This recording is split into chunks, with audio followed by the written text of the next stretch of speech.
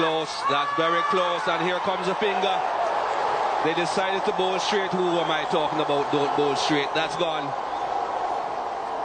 This is the problem for Simon Katic. He gets so far across his stumps that if he misses it, he's usually plumb LBW. Had the benefit of the doubt a couple of occasions at Lord's, but not so here. It's a very important early breakthrough for Pakistan. Simon Katic trapped LBW by young Muhammad Amir. He goes for 13. It's 20 for 1. Well, not interested this time. You can see the early shake of the head. Ponting, in spite of that good record here, is vulnerable early on, lunging at the ball there. He got well forward. That will have helped to dissuade the umpire from raising the finger again.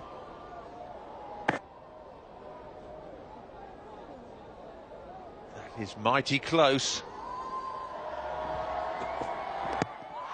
Does he hit that? No, says Ian Gould. And Watson is out now, LBW. Success for both Pakistan opening bowlers in the space of an over. It's definitely hitting the stumps. It's just whether he got a little tickle on it before it. Australia lose their second wicket, 20 for 2. That's not far off either. Little bit of bat maybe. Clark saying no, I don't want to run, and pointing his bat down the pitch. May have been going down the leg side as well. It's just started to seem a little tickle. I think the umpires have had a good morning. They've made a case, you said, Paul, a good decision on Ricky Ponting. I think it was first ball to say not out. A couple of excellent LBW decisions. That's close, I tell you. Not close enough for Rudy. Dismissive shake of the head. 23 for 2. Let's have another look at this. Oi, oi. Well, it just looked out, didn't it? And a dismissive shake of the head from Rudy Kurtz. Clark's got away with one there. That's how poor he is against the short ball. Don't get it quite right. And he'll smack it away through mid-wicket. It's not quite going to make the boundary. But Ponting playing that with ease and plenty of time.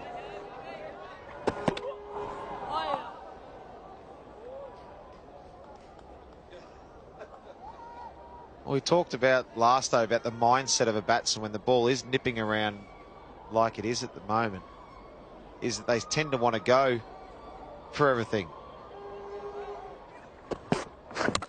Bowled in, full ball. Clark plays all around it. Very full ball, but this is really good bowling by the Pakistan bowlers. The trio of seamers have got a wicket each now, and Australia 27 for 3.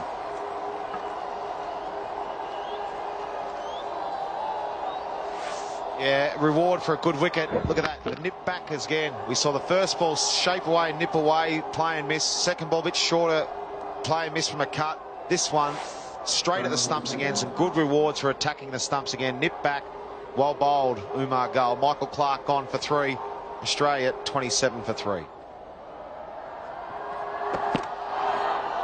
Left. Yeah, Michael Clark was bowled, but the balls leading up to that, we saw the first one a fuller one, and we talked about the mindset about throwing the bat out. The second one's a bit shorter to get through. The third one, boom, deck back in at the stumps. Some rewards for attacking the stumps. But we talked about the mindset.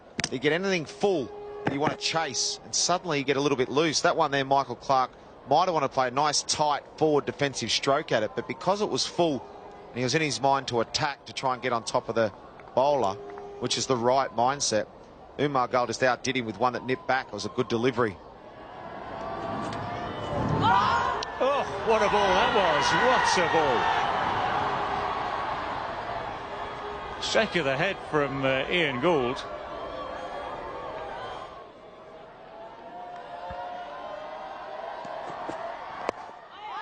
Miscued.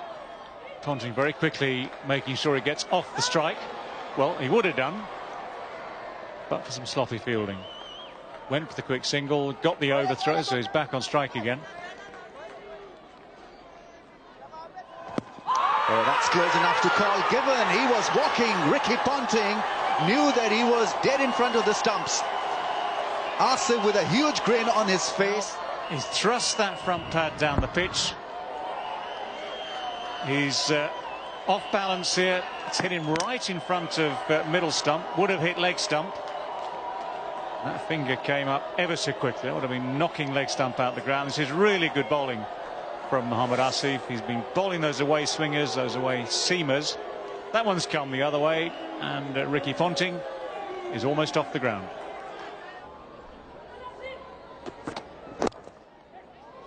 Nice shot. A little bit too full, only just too full from Muhammad Asif. That's been beautifully clipped away.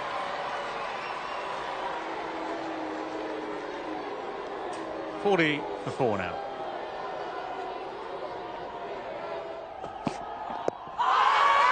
Good delivery. He always decided to give it as well.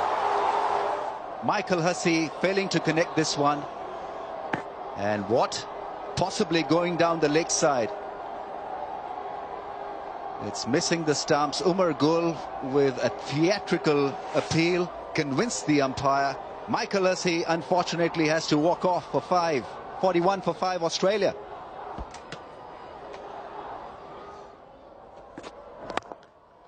That's a lovely shot. Straight back up the ground. There's a bit of a slope here. Up the Kirkstall Lane end, but that's a super shot. Beautiful straight drive. It breaks the boredom for the Australian fans. Lovely straight push. Didn't try to hit it too hard. Muhammad Asif for the second time in the last couple of overs over pitching the ball. Maybe he's getting a little tired. This really has been a long stint for him. This is only his second test match. Well, he angled the bat there quite deliberately, kept it down. Rolls down the hill. And second boundary of the over brings up the 50 as well. It's at the end of the over with the score 50 for 5. Cut away for 4.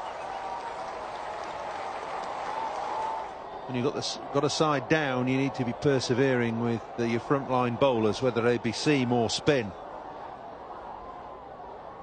Problem, Walt, is that he went past the outside edge with one delivery in his previous over. So the captain has decided, well, if you can get past the outside edge, let me see if he can actually hit it on one occasion. Oh, he's got him now. So it's vindicated, isn't it?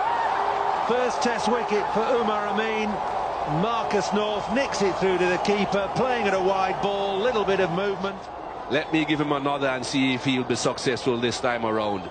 There's so much help out there for the seamers. Just to get enough deliveries in the right area and you have a good chance of taking a wicket. What a position Pakistan have found themselves in. Australia 60 for 6. So here he is, Steve Smith, with not a particularly good test match batting average, but he's only played one test prior to this. Job to do here. Oh my goodness, great take. Brilliant take from Cameron Atmal. 60 for 6.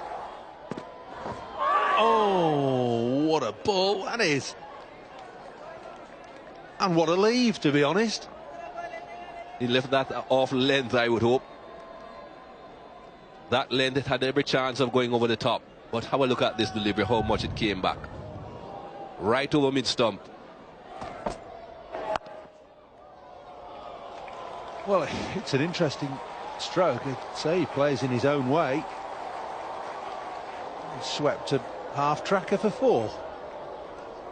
When you have good hand-eye coordination, you can pretty much do anything. That was a very interesting stroke. Obviously looking to come forward, but that was very short. But instead of going back, he just swats it onto the onside. Oh, down the track and a whip through mid-on. He's playing as though it's the last over in a 2020 game. Pakistan nor Danish Canaria shouldn't mind this. 4 balls with which to respond, Danish Canaria. Tell you what, if he got stumped there, there'd have been a few words in the dressing room, wouldn't there? Yeah, thanks, David. Good afternoon, everybody. Here we go. Afternoon session. More swing. Ball, first ball. Bit of inside edge, bit of pad. but the ball snuck through. Pace and swing and movement from Mohamed Amir. Terrific delivery. First up after lunch, no loosener.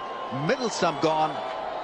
Mohamed Amir has picked up his second of the innings. Young Steve Smith goes for 10, 73 for 7. 2 for 16, he's been unstoppable. Well, Mitchell Johnson's going to have some hard work to do here. There are 3 slips in a gully waiting, Salman, but not over-attacking with that field. No 4th slip. I think he could justifiably put one in, though. Oh, magnificent bowling. Goodness me, that's as good as you can get. It's pitched middle and off and hit off as Johnson looked to hit it through mid-wicket. That was magnificent. Look at that ball, shape away from that angle. First ball hitting the off stump. The ball was pitched on that middle and leg stump channel, and what a delivery first up for Mitchell Johnson to handle. He obviously couldn't handle it. Gone for duck, but the breaking news, Mohamed Amir on a hat-trick. 73 for 8. It has been extremely tough for the batsman, and it remains to be seen how Pakistani batsmen perform on a pitch like this. Silly mid-off's now being pushed at 45, catching on the leg side. Oh, inside edge, I think. Down to fine leg, so Hilford House gets off strike and was so close to being bowled. First run since lunch. Good shot, short and wide, got what it deserved. It's one of the few loose balls being bowled by the Pakistan bowlers today. Very good shot from Payne, because when you're looking to defend, and certainly when you get a loose delivery, it becomes at times difficult to cash in, but he did.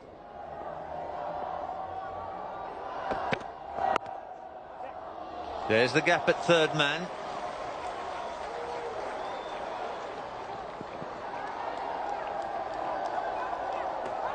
Oh, that's very close. The umpire is asking the opinion of the TV replay umpire here. I think the only thing that's going to save Hilford House here is the fact that Cameron Akmal had to gather the ball high and move a long way to remove the bails. Yeah, I think it's tight. I think he might be just safe. It's just how long it takes from now. Look how long that takes to get the bails off. It's tight. Oh, I think he might be gone here, Bob. Great piece of work from Cameron Akmal. 9 wickets down, Australia. They won the toss and chose to bat here. The last thing they needed was a run out, but that's exactly what's happened to them. Great celebration amongst the young Pakistani fans and the players on the field. Hilford House is disappointed after his batting heroics at Lord's, and he's departing the scene with just 3 against his name. And would you believe it, Australia are 86 for 9. Big gap at cover, and Doug Bollinger's found it.